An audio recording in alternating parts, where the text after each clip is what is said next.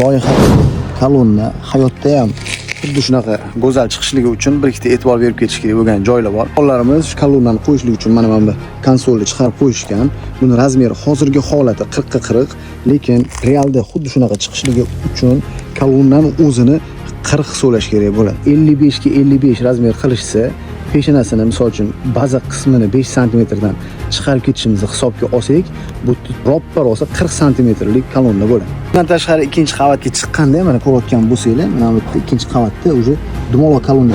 Dumaloq kolonnaning tagidagi bazasi ham dumaloq. Uni ham tagini 5 sm dan 7 sm ga o'sadi deb hisoblasak, xuddi shunaqa dumaloq bo'lib chiqishligi uchun, ya'ni tepaga kelganda, misol uchun kolonnani bazasi dumaloq bo'lib, devorga taqalib qolmasdan dumaloq bo'lib, shu dumaloqligini aylana bo'yicha davom ettirishligi uchun mash razmerimiz to'g'ri keladi. Qurilish davrida qilinadigan to'g'ri yechim отделкadagi go'zallikni ta'minlab beradi. Mana bu qizil yo'lakchani bosib qizartirib qo'ysanglar, bu bizga yoqimli bo'ladi. Sizlarga qiyinchilik tug'dirmaydi. Keyin shunaqa foydali ma'lumotlarni olib turish uchun bizga obuna bo'lib qo'ying.